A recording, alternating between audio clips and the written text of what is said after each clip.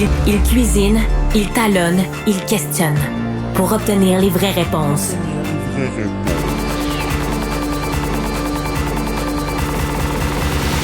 Du Trizac. Bon, vous le savez, c'est la Saint-Valentin. Sans gramouille, c'est la Saint-Valentin. Laissez faire la boîte de chocolat. De toute façon, tout le monde est origine. C'est pas bon, le chocolat. À part le noir, c'est pas pire. Les fleurs, ça peut... Mais ça fane, les fleurs, tu sais, ça reste pas. Puis là, on s'est dit, est-ce qu'il y a moyen de parler de la Saint-Valentin entre adultes consentants, puis de pas faire les niaiseux là, sur le fait qu'on va peut-être parler d'échangisme. Mathéo Lapointe, propriétaire du Club L. Mathéo, bonjour, bienvenue. Bonjour, merci. Là, j'ai dit, on va se tutoyer. Ouais, parce que c'est une conversation. Parfait. C'est pas une entrevue. Tu comprends? Ouais. Puis je veux juste que les gens comprennent c'est quoi le phénomène ou ce qui se passe au Club L. D'abord, tu travaillais à la Caisse Pop Saint-Mathieu en 2012. Oui, exactement. Puis dis-moi ce qui est arrivé dans ta tête pour que tu fasses un lien entre une caisse populaire, où c'est l'endroit le plus plate où tu peux aller dans la vie, C'est vrai. puis un club échangiste. La caisse Saint-Mathieu était située pas loin de chez nous. Ça, c'était le fun. C'est pour ça que j'avais choisi de travailler avec cette caisse-là. Et puis, quand je suis rentré à l'intérieur, ça avait été rénové. Ça faisait peut-être une couple d'années, mais ça avait l'air un petit peu, juste le devant, la devanture, ça avait l'air un petit peu le Rialto. Tu sais, il y avait comme un petit peu... Et quand je suis rentré, j'ai eu un flash et puis je me suis dit, parfait, j'ai trouvé ma place pour que je fasse mon club libertin.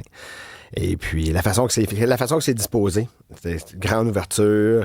Mais tu aurais pu te dire, c'est la place, je vais ouvrir un restaurant portugais. Tu sais, pourquoi un club libertin? Ben parce qu'une caisse, c'était parfait pour faire un club libertin parce qu'il y avait, par exemple, juste les bureaux des conseillers, ben ça fait des chambres, c'était facile à faire. OK. Le comptoir des caissières, ben t'as déjà un bar qui est déjà monté, fait que c'était déjà préparé d'avance. C'est vrai. Au niveau de l'entrée, l'accueil, juste où est-ce que les guichets automatiques sont, en arrière, les gens ne savent pas, mais en arrière de ces guichets-là, il y a beaucoup d'espace, fait que ça faisait un grand vestiaire pour pouvoir mettre les manteaux. OK. C'est sécuritaire, hein? C'est très sécuritaire. Une caisse ne passera pas au feu. C'est bien protégé avec les gilets, tout ça, donc ça met aussi la clientèle en sécurité. Et puis, la salle des employés, ça pouvait devenir une cuisine. Il y avait les salles de bain, c'était là pour ça.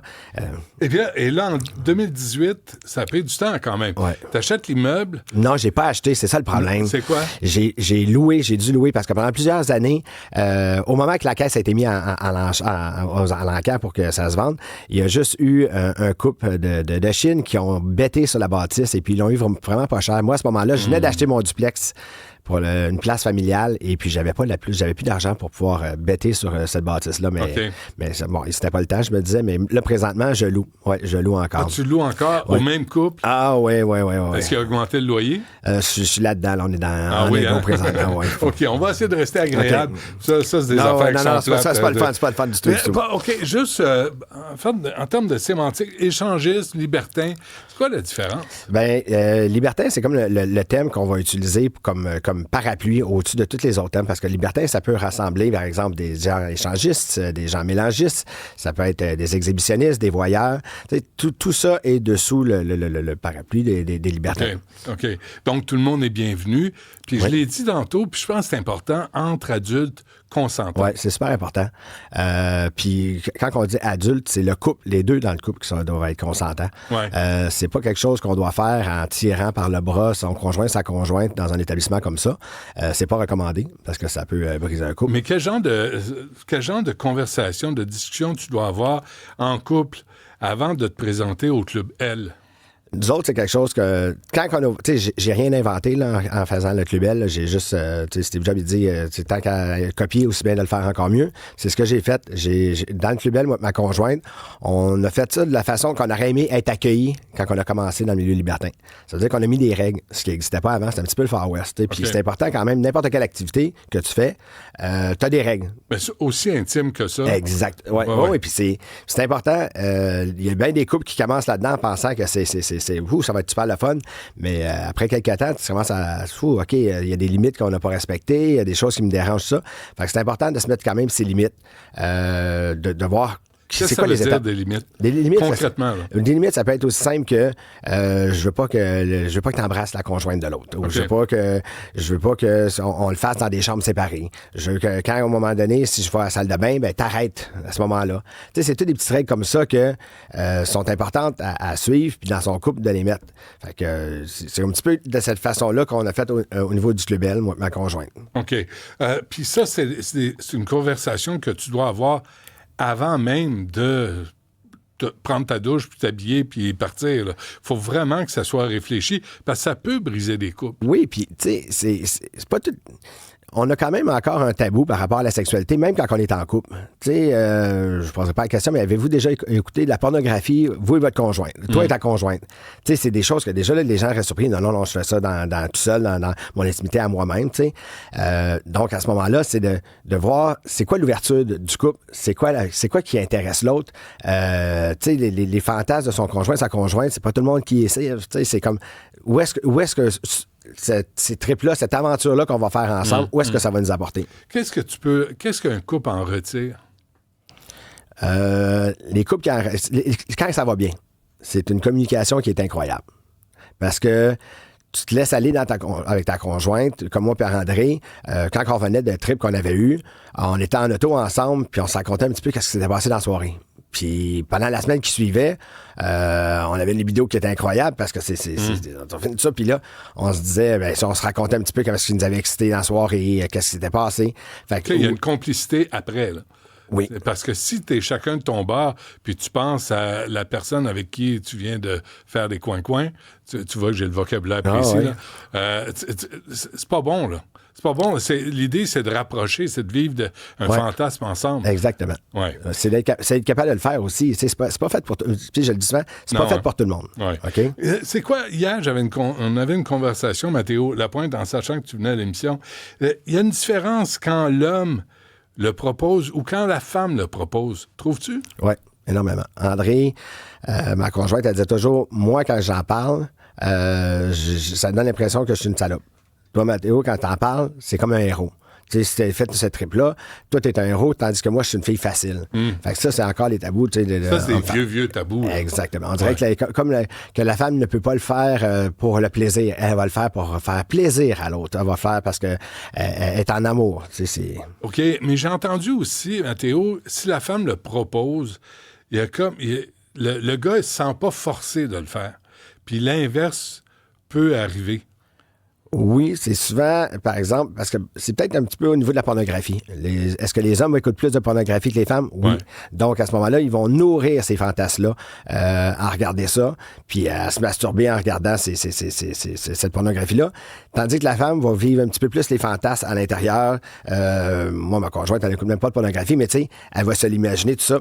Donc, est-ce que les femmes vont plus... vont se laisser plus attirer là-dedans par leur conjoint? Peut-être, mais souvent, ce qu'on va voir aussi, c'est que la femme, puis même l'homme, va se rendre rapidement compte que le pouvoir est à la femme dans ce milieu-là. Ah oui? Pourquoi? Ouais. Parce qu'une femme a beaucoup plus le choix. Okay? Encore comme aujourd'hui, quand tu regardes les gens qui vont travailler sur des applications Tinder, les filles peuvent swapper directement à droite, puis ça va être un match. Tandis que les hommes, on va chercher un petit peu plus. Le côté de la séduction aussi va jouer beaucoup plus chez les femmes. Et puis, ce qui va arriver aussi, c'est que il y a tout le côté consentement qui va être encore plus important. Parce que souvent... Ça c'est une règle là, de base là, chez vous au Club Bell, oui. Le consentement. Est-ce qu'il y a comme un discours, est-ce qu'il y a quelqu'un pour dire aux gens qui vont pour la première fois, voici ce sur quoi c'est pas négociable? Ben, c'est ce qu'on a fait, c'est ce que je disais tantôt, c'est ce qu'on a fait moi et ma conjointe. Quand on a commencé, c'était le Far West. C'était, t'arrivais là-dedans, puis tu payais ta carte de membre, tu payais ton entrée, puis go, allez vous amuser. C'est ça, exactement. Puis là, ça devenait à un moment donné... c'était un petit peu le côté qui ne dit rien consent. Fait que les gens te touchaient, les gens te caressaient, les gens pensaient parce que tu étais là, c'était ça que tu voulais, et puis ils ne demandaient même pas.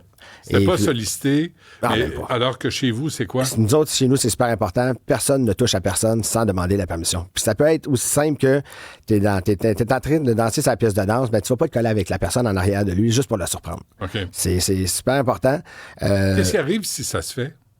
On prend pas la personne par le fond de culotte puis on sort dehors, mais c'est souvent, on est averti, puis on demande aux gens aussi, quand ça arrive, dites-les à notre vigile, dites-les à un employé rapidement. Comme ça, on peut intervenir. Si on voit que la personne, c'est parce qu'elle est en état d'ébriété, merci, bonsoir, sa soirée est complètement finie. Il y a des vigiles? Oui, j'appelle ça la vigile. C'est un thème que j'ai inventé pour dire c'est les gens qui s'occupent du deuxième étage. C'est eux qui vont, par exemple, qui vont changer les draps, qui vont désinfecter la chambre. C'est eux également qui vont intervenir s'il y a quelque chose qui se passe au deuxième. Une chicane de couple, ça peut arriver. Ça arrive, ouais. Ça peut arriver, oui, c'est normal. Là. La personne, comme j'ai expliqué tantôt, il disait, on fait pas ça dans des chambres séparées, puis il y a quelqu'un qui est parti à la salle de bain, la personne revient, puis il voit que l'action est continuée. Ça peut créer une chicane. Je comprends. Les hommes seuls ne sont pas acceptés. Ça, c'est parce que... pourquoi j'ai fait que les hommes... si j'acceptais les hommes seuls, ça serait beaucoup plus lucratif, en tout cas, parce que les hommes seuls sont prêts à payer énormément plus pour pouvoir aller dans des endroits comme ça. Sauf que on voulait faire différent. Et j'ai une file... Comment choisir qui rentre et qui rentre pas? Déjà là, le Club Bell, c'est une association qui fait en sorte qu'on peut refuser telle et telle personne à l'entrée. Pas à l'entrée, mais même dans l'association. Et puis... Sur quelle base? C'est comme un petit peu sur quelle base que les chevaliers de colombe peuvent refuser des femmes. Je sais pas, ça en peut pas partir. Ouais. Mais sur quelle base? C'est vraiment qu'on veut que ça soit un endroit pour couple. Est-ce que j'accepte les femmes libres? Oui, je vais accepter les femmes libres. Est-ce que je vais accepter des hommes seuls? À l'occasion, je vais en accepter. Je vais accepter des couples, par exemple, l'homme dans le couple qui s'est séparé. Et puis, c'était son club. Il sortait avec ses amis. C'était des couples d'amis à ce moment-là. Et puis, du jour au lendemain, il se retrouve célibataire. Et puis, c'était ça. Mais il y a une conversation à avoir. Là. Ah oui, tout à fait. Okay. Tout à fait. Comme, par exemple, j'ai souvent des appels, par exemple, des gens qui vont me dire qu'ils sont un couple gay. À ce moment-là, moi, je vais leur parler au téléphone, je prends le temps de les appeler et puis je leur pose des questions. Qu'est-ce qu'ils vont chercher dans tel endroit? Tu sais, j'ai des couples gays que je connais qui sont bisexuels à travers ça. Fait, c'est un bon endroit chez nous pour venir continuer à vivre ces fantasmes-là. Là, on m'a dit lors de la première visite, Mathéo Lapointe, la première visite, le club donne une chandelle. Oui. Comment ça marche? C'est que pour pouvoir identifier les gens qui sont nouveaux, parce que nous autres, j'ai engagé quelqu'un qui fait la visite. Okay? Puis la visite, c'est pas juste pour te dire c'est où les lumières, c'est où les serviettes, c'est où le savon là, dans la chambre. C'est vraiment pour expliquer tout le déroulement. Surtout au deuxième étage, la porte quand elle est ouverte, qu'est-ce que ça veut dire, la porte quand elle est fermée, quoi faire à ce moment-là quand on rentre dans une chambre puis qu'on a été invité. Donc, pour être capable de trouver ces gens-là, parce que bon, si on a 200 personnes qui vient d'arriver, on leur donne une petite chandelle. Fait que c'est vraiment juste au début, ça dure pendant à peu près 15 minutes. C'est pour vraiment être capable facilement de retrouver les gens, parce qu'on n'a pas envie de toujours prendre le micro et de dire, bon, mais les gens qui viennent d'arriver pour la première fois, est-ce que vous... Là, Est-ce que c'est réservé aux Apollons ou aux moches qui pognent pas? Vous voulez une carte de monde, c'est Apollon, moche. Non, c'est... je magasine pour Richard. Je veux dire que au niveau physique, ça fait pas partie de nos restrictions ou quoi que ce soit. C'est souvent les gens qui vont se découvrir. Il y a des gens qui vont même faire de plus en plus attention à leur physique parce que, oui, c'est quand même, c'est corporel. C'est exible. Exactement. Faut que tu sois en paix avec ton corps. Oui, où tu le deviens. Où tu le deviens. Ah oui. Il y a l'hygiène personnelle. Ouais. Moi, c'est comme, avez-vous une blacklight avant qu'il rentre, pour voir s'il y a des taches, des rognures, des restants? Mais les chambres, je suis maniaque de la propreté, là, je suis maniaque de l'hygiène. Pour moi, ça, c'est super important. Les matelas, c'est pas des matelas pour dormir, c'est des tatamis de combat. Pourquoi que j'ai mis des tatamis? C'est pour faire du UFC de chambre à coucher, là. Mais c'est vraiment plus c'est vraiment plus au niveau de l'hygiène. Ouais. Ça se nettoie très facilement, ça se désinfecte. J'ai mis également des éviers dans la majorité de toutes mes chambres, il y a des éviers. Pourquoi? Parce que on dit, tu changes de partenaire, tu te laves les mains. C'est important. C'est pas pour transférer un ITS à quelqu'un d'autre. C'est vraiment plus au niveau de l'hygiène. Surtout les femmes, à ce moment-là, qui peuvent avoir, par exemple, des changements de pH, puis là, ça devient... on passe une mauvaise semaine d'après. C'est vraiment pour ça. OK. C'est presque moitié-moitié, là, ce qu'on m'a expliqué. Là, il y a de la danse en bas, puis il y a des échanges en haut. Ce qu'on a fait, la façon qu'on l'a fait, ma conjointe, c'est que souvent, on allait, avant de rencontrer un couple et de faire quelque chose avec eux, on allait manger au restaurant puis on les rencontrait. Mais là, au restaurant, les couples t'intéressent pas. Tu t'es tout arrangé, tu t'es mis beau, tu t'es mis belle, tu as pris une gardienne, tout ça. Ça marche pas. C'est pas vraiment tout ce que tu t'attendais. La veille marche pas. C'est arrivé, ça? Là, ça arrivait. Ah ouais. Puis là, c'est là qu'il faut apprendre à dire non aussi, c'est que les gens ne les intéressent pas. Il faut apprendre aussi à le recevoir. Hein? C'est aussi dur de le dire que de le recevoir. Ouais. Fait que c'est d'apprendre à le faire, puis c'est normal, tu sais. On peut pas... Dans le milieu libertin, on peut pas juste ghoster, comme on dit. Tu sais, tu fais pas juste ignorer les personnes parce que tu vas probablement les recroiser. Tu sais, c'est un petit milieu, il n'y a pas beaucoup de clubs. Donc, à ce moment-là, tu fais attention, tu y vas par respect. Puis, ça veut pas dire qu'à ce moment-là, qu'ils t'intéressent pas, qu'ils t'intéresseront pas dans le futur. Ça peut arriver aussi. Mais comment ça se dit, ça, Mathéo? Tu sais, quelqu'un t'approche, là, puis il te trouve à son goût, mais toi, ça te tente pas, sans être bête, tu sais, puis sans virer de bord la personne. Là, c'est délicat. C'est super délicat. C'est dur à faire. Ça prend même... c'est de là qu'il faut apprendre à mettre ses limites. C'est de là qu'il faut se respecter puis dire non. C'est pas facile à faire, sauf que plus qu'on le fait, plus simple que ça devient. Donc, on le dit, par exemple, Monsieur Dutrisac, vous êtes super gentil, vous avez l'air quelqu'un de très brillant, mais... C'est la réponse à laquelle je m'attendais. Voilà. Non, c'est correct. Mais qu'est-ce qui arrive si quelqu'un, pendant les ébats, pendant les échanges, change d'idée? Là? Ça y tente plus. Non, ça arrête là. Mais comment ça s'exprime? Y a-tu un sifflet? Y a-tu un signe de la main? Y a-tu un carton rouge? Y a-tu quelque chose? Déjà là, conjointe, on doit être à l'écoute. Moi, c'est arrivé que je regardais ma conjointe ou ma conjointe me regarde, puis ça va pas. Y a-tu quelque chose qui s'est passé? Puis c'est juste de dire, on arrête, on prend une pause. Okay. L'action, là, c'est une heure à avoir des relations sexuelles. C'est pas une heure sans arrêt. Là, c'est pas un film porno là, qu'on fait. Là, c'est pas, puis même dans les films porno, ils prennent des pauses. À ce moment-là, c'est là qu'on dit, on arrête. Y a-tu quelque chose qui s'est passé? Oui. Puis autant le couple qui se fait dire, on arrête, que le couple qui dit, on se fait arrêter. Est-ce qu'il y a quelque chose qui s'est passé? Est-ce que tout est beau? Regarde, on va sortir de la chambre, discuter entre vous, puis on va s'en voir en bas. Là, en fin de semaine, vous êtes, vous autres, le Club L, au Salon Tentation Montréal, samedi, conférence. Oui, c'est ma conjointe qui va la faire, Madame André, comme elle aime bien se faire appeler. Oui. On va l'appeler de même. Madame André. Oui. Elle a monté une conférence qui est sur être ou ne pas être libertin. C'est un petit peu pour expliquer comment qu'on doit le vivre, comment qu'on le devient ou comment on vit en étant libertin. Fait que, puis à travers ça, on répond à des questions que les gens vont nous avoir. Tu sais, Mathéo, il y a des gens sûrement qui écoutent là, puis ils disent c'est une gang de pervers. Oui, c'est sûr. Puis comment tu gères ça? Tu sais, la sexualité, il y a des gens qui vont dire la personne qui regarde la pornographie, c'est des pervers.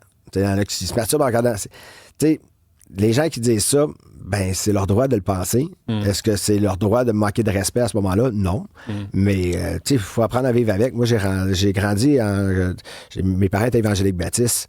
Puis, aujourd'hui, ils savent qu'est-ce que je fais. Est-ce qu'ils sont traités de pervers?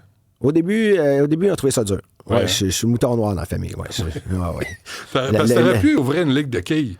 T'aurais pu faire des soirées bingo. Ouais, c'est juste mon excitant. Puis je suis pas vraiment bon non plus là-dedans, mais le fait qu'on ait ouvert ça, c'est parce que ça faisait des années que moi puis Mme André, on était ensemble, puis qu'on sortait dans les clubs ici et là, et puis on trouvait rien qui nous attirait, on trouvait rien. Oui, on trouvait ça le fun, l'action qui se passait, le côté adrénaline, puis le côté tout ça, mais il n'y avait pas d'endroit. Les deux, on vient du milieu de la restauration, on est sommelier. André, elle a travaillé au Toqué, au Leméac, des endroits à chronique, tout ça.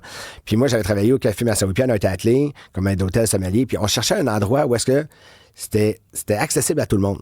C'est ça qu'on a fait en sorte qu'on a beaucoup changé dans le milieu puis qu'on est demandé comme ça pour des entrevues, c'est qu'on a rendu ça accessible. On a fait en sorte que on a des gens qui sont même pas libertins qui viennent dans notre club parce que c'est respectueux, parce que l'endroit est le fun. Ils vont chez vous, mais ils vont pas ailleurs. Ils montent pas au deuxième étage. On a des couples qui montent même pas au deuxième étage. C'est juste pour le fun. Exactement. Okay. C'est pour rencontrer des gens. C'est pas parce que nous autres, on est un restaurant. Fait que les gens viennent manger, s'assoient, ils discutent avec d'autres personnes, puis ils ont juste à dire nous autres, on n'est pas libertins. Puis il n'y a pas personne qui va dire là, allez-vous-en. Donc, il y a des touristes. Oui. On les appelle les voyeurs aussi. Mais tu sais, il y a des couples qui vont pas échanger, qui vont juste monter en haut au deuxième pour regarder les ébats, tu sais. Ça leur fait plaisir, là, vraiment. Là. Entre adultes consentants, je le répète toujours, c'est important. Là, ça prend un abonnement? Oui, ça prend une carte de membre. On a une carte de membre qui est qui est pour un mois d'essai. Et puis, si les gens veulent prendre pour un an à ce moment-là, c'est dans le mois qu'ils vont avoir suivi leur première visite, ils vont recevoir un courriel qui va leur dire est-ce que vous voulez renouveler pour un an. C'est bon. Bon, ben, c'est le Club L. C'est ouvert, j'imagine, c'est ouvert ce soir. C'est une grosse soirée ce soir? Oui, c'est une grosse soirée. Moi et André, on sera pas là, fait que ça nous inquiète un petit peu, mais on a une bonne équipe qui est là pour tenir le fort. Puis ce soir, c'est une soirée kinky en plus. C'est une soirée à saveur BDSM. C'est pas ce qui peut se passer dans les donjons. C'est un petit peu initiation, c'est un petit peu découverte à ce moment-là. Ce que les gens veulent se découvrir, avec tout ça.